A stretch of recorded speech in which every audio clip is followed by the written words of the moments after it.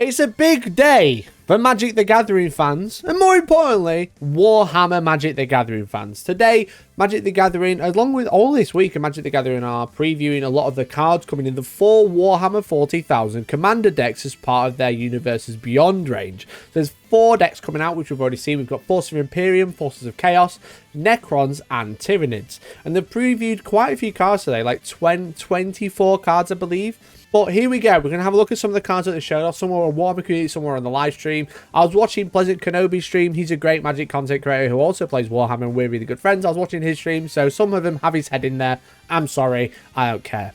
From the Imperium deck, we have Marneus Kalgar. I kind of know Magic. I don't know everything. I've got a vague idea. I can play Magic, but I don't know every single rule. Marneus Kalgar. He is a like 5 mana, so obviously he's 3 colors. That's the 3 colors of the deck. He's a 3/5. He has double strike. I don't even know what double strike does. I'm gonna have to look it up. He essentially fights twice. Great dude. Love fighting twice. He's got a strat 2 CP, fight on death. So he's got Master Tactician, special rule. Whenever 1 or more tokens enter the battlefield under your control, draw a card. And he has Chapter Master, which is 6 mana. Create 2/2/2 white Astartes warrior creature tokens with vigilance. So he can create tokens, and then he draws cards whenever a token comes in. So yeah, this is a pretty cool card. Some of the artwork that they've showed off is insane. Insanely cool. We got Be'lakor the Darkmaster. Look at this card. This card is bloody glorious. Look at it. Again, 6 mana, blue, black, red. Legendary creature, Demon Noble. Note it is demon, not daemon, like Warhammer spells it. I think this is so it can coincide with like normal Magic the Gathering decks. Obviously they don't spell it. Demon is Daemon, is like Games Workshop's demon, but this is played so it can coincide with the other demons in the game. I hear you can buy a whole 2,000 point army for the same price as buying one of every Warhammer Collector's Edition.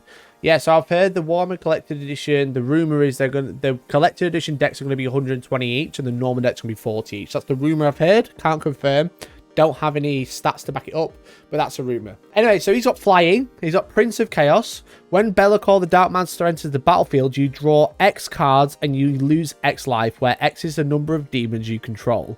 So the turn he comes in, you can take a whole bunch of damage to draw loads of cards if you have loads of demons on the board already, which is pretty cool. But also he has, whenever another demon enters the battlefield under your control, it deals damage equal to its power to any target. So, for example, if you brought another Be'lakor in, which you probably can't because you probably only got 1, you can do 6 damage when you summon it and then do your thing. Big strong demons, yeah, exactly. It's a pretty good card. So if you're not a Magic fan, I appreciate this might be a bit wild to you, but we can just enjoy the artwork and look at the cool cards. We got Imhotep the Stormlord. Not quite as exciting as the other ones, but there we go. So he's a 2 black and 2 mana. Theron, whenever 1 or more artifact card leaves your graveyard, create 2/2/2 black Necron warrior artifact creature tokens. And Grand Strategist, at the beginning of the combat of your turn, another target artifact creature you control gains 2/2 and gains Menace until the end of the turn.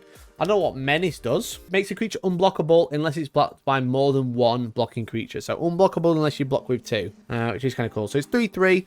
It gives another creature 2/2. So you could give one of these Necron Warriors 2/2 or something else that gets summoned, which is pretty cool. We got Magus Lucia Kane, so G-Stealer Cults in the Tyranid deck, which is a nice mix.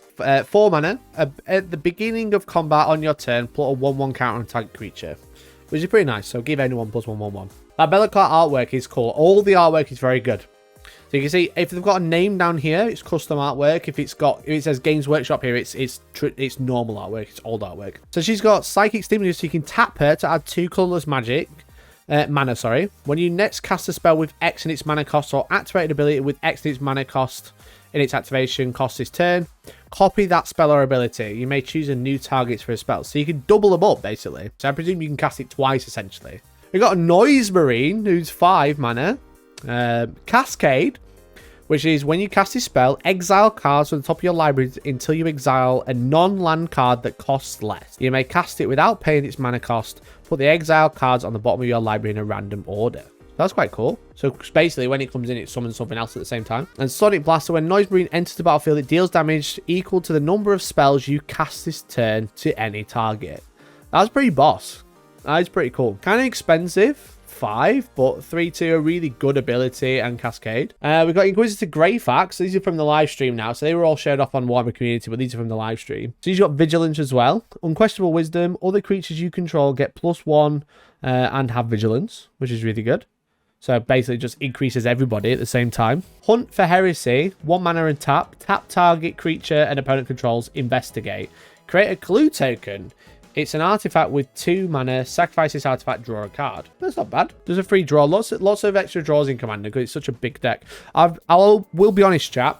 I've only played Commander once. I've played quite a lot of Magic, like just normal Friday night Magics, but I haven't played a lot of Commander, so apologize if I don't understand some mechanics and stuff. I know it is slightly different, so that's really good. Greyfax looking pretty hot, really cool. Again, this is custom artwork because we've got a name down here. We got Imhotep, again custom artwork. This is such a badass looking card, Look at him. Cesarak, sorry, not Imhotep, I'm dumb. The Silent King in every Necron army ever, including the Commander decks. He's got flying, which is fine because his throne flies.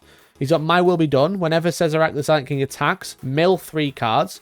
You may put an artifact, creature, or vehicle card from among those cards milled this way into your hand. So he basically lets you draw extra cards, but then the other cards will get discarded. But he's kind of weak. 3/4, but the milling ability is really nice. He's pretty cheap. He's cheap and he's flying, that's true. We've got the Swarm Lord. Again, beautiful artwork. Rapid regeneration. The Swarm Lord enters the battlefield with 2 +1/+1 counters on it for each time you've cast your commander from the command zone this game, which is pretty boss.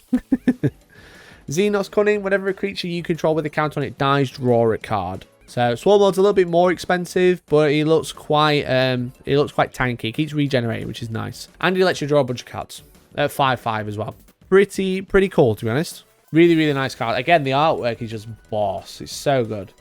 We've got the Soul Ring. So I've got a better picture of this, but this is like the foil Soul Ring. So this is the Necron version. It's the top of a monolith, which is pretty nice. So they were showing off the foils because I think the special limited edition ones, the entire deck's going to be foils as far as I'm aware.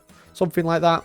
I don't know. But here we go. We got Vince. Love Vince. This is the Soul Ring. So there's one in each deck. It's the same card, but it has unique artwork in each deck, which is really cool. So we've got the Tyranid, we've got the Chaos, the Imperium, and got the Necron as well. I believe this is a reprint. So this is like a normal card that's just got a different artwork, different spoiler text. I don't know what to call this, but yeah. So Soul Ring, add 2 mana basically is a one drop artifact, which is really cool. Like this artwork for the Imperium one is so cool. It's a bit blurry, I apologize, but that artwork's really cool. The monolith, as I mentioned, the top of the monolith is super nice. This Chaos one, some sorcerish thing, and then we got the top of a banner, which is cool. Vince is a really nice bloke. He is. He's a good bloke. There's also Abundance, which is a reprint as well. This is for the Tyranid one.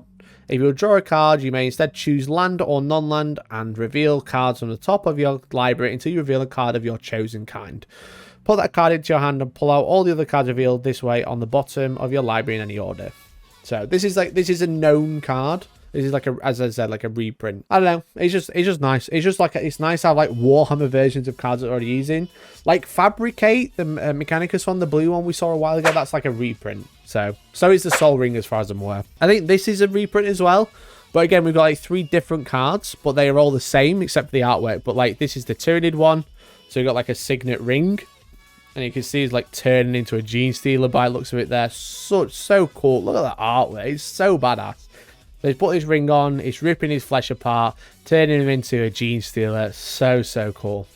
This card, add 1 mana of any colour in your commander's colour identity. So you can just basically flip it for any colour. We got Arcane Signet, which is it's the same card, but you got it's the scarabs are repairing the middle part of the Necron body, which is really cool. And then we've got the Primaris Psyker staff, this part being the Signet. So I really like that they've made these unique cards. And had custom artwork. So not only is it custom Warhammer artwork, it's custom artwork to each deck, which is really cool. I think that's a really nice touch. Same again with Command Tower. So again, another reprint of a card. This one looks like Tyranids, I believe. Yeah, so in the late stage of Tyranid invasion, vast capillary towers funnel biomass to the hive ships waiting in orbit. So there you go. So this is the Tyranid version. We've got Magnus the Red. So this is a known artwork, as is this final one here, because it says Games Workshop here. So Games Workshop doing what Games Workshop do and not crediting the artist properly, but there you go. Add 1 mana of any colour, your commander's colour identity. Again, it's just a land version, so we've got that. We've got Magnus the Red sat on top, being an absolute G unit with his screamers.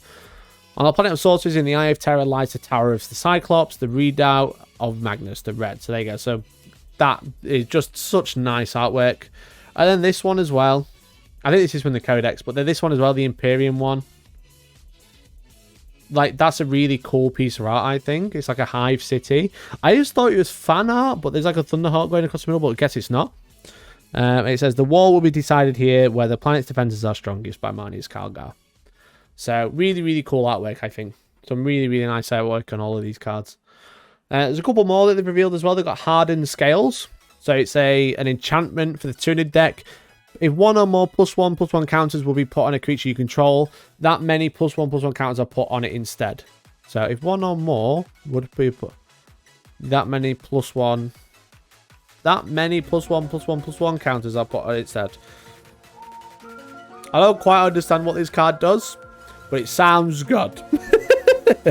That many +1. Oh, I get it. So, if 1 or more +1/+1 counters will be put on a creature, that many +1/+1/+1 counters are put on it instead. So, basically, it means 1 extra. If you're going to put 2 counters on, it'd actually get 3, because it's that many +1. That was a lot of +1, because that literally says +1/+1/+1. And this is English language, everyone. That many +1/+1/+1. I was like, what? I get it. We got a Broodlord as well with Ravenous. This creature enters the battlefield with X +1/+1 counters on it. If X is 5 or more, draw a card when it enters, and that's equal to the mana cost that you pay up here. So you pay 4 plus a few extra to get that many +1s on top. So it looks like the Tyrian deck is going to rely on lots of counters, and then the Imperium deck is going to rely on a lot of tokens, so adding like fake creatures in tokens. So Brood Telepathy. When a Broodlord enters the battlefield, distribute X +1/+1 counters among any number of other target creatures you control. So you could like bring this in and say you have like, you bring in with an extra 3, get 3 +1/+1 counters with this on the field. So everyone gets, if you give everyone 1 each, you'd actually get 2 each. This makes sense. It makes sense now. It's just because it says +1/+1/+1. And this is an English sentence that makes sense. But there we go. Got old One Eye as well. Look at the artwork. It's so good. Trample, which is you basically, if you block him, you still take damage. You basically, rather than just blocking the damage, you reduce the damage by how much you block by. Other creatures you control have Trample as well, so it makes everybody angry. When Old One Eye enters the battlefield, create a 5/5 green tuned creature token, so you get an extra 5/5 green tuned. And at the beginning of your pre-combat main phase, you may discard 2 cards. If you do, return Old One Eye from your graveyard to your hand. So it keeps coming back. That's sick. That's really cool. So it keeps coming back onto the board. Well, back into your hand anyway, so you can summon him again. And bring on more tokens as well. Very cool. Very cool card. The artwork is sick. We've got First Tyrian War. I don't know how these sagas work. I've never seen these before. The saga is the effect that comes into play over the next 3 turns. Ah, right, okay. That kind of makes sense. So it kind of represents, in this instance, like in Warhammer instance, it kind of represents you going through the war, I guess. That's pretty cool. But it does a thing. I'll let you read it. Well, I'll read it to you. It says, you may put a creature card from your hand onto the battlefield. If its mana cost contains X, it enters the battlefield with a number of +1/+1 counters on it equal to the number of lands you control. That's really good. Really, especially if you have the card with the +1/+1/+1. You know? That's an extra one. That's an extra +1. That's +1/+1 to all your other +1/+1s. So you have so many +1/+1s. And then the Broodlord can distribute +1.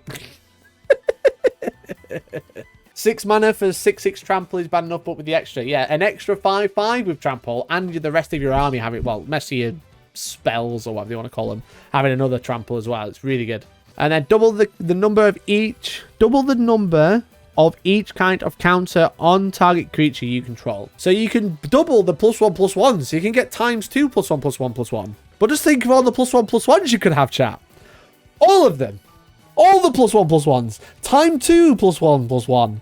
+1/+1/+1. +1. +1/+1. 1/+1. 1. 1+. And I am 1+, because that is the end of the cards. That's all of them. That's the final card we have to look over. not the +1 card. There is no more cards. That is all of them. Okay. Some pretty boss cards. I'm really excited to play. They're going to be previewed like over this week. So they're getting previewed on like Tabletop Titans. They're getting previewed on Tabletop Tactics. And they're getting previewed on Friday. Vince has got the entirety of the Imperium deck, I believe. So make sure you do go check it out. I'll try and do a little bit of coverage, but when it's other creators doing it, I'm probably going to try and avoid it. But we should have some Magic stuff happening on the channel as well to do with the Warhammer crossover. Some first looks. So I don't have an official drop like some other creators do, but there is some stuff happening, so get ready. It's going to be fun. I'm excited. I like Magic. I used to play Magic quite a lot. Georgie loves Magic, and I love Warhammer, funnily enough. Are you Georgie's +1 or is she your +1? I'm actually her +1, +1, +1. What can I say?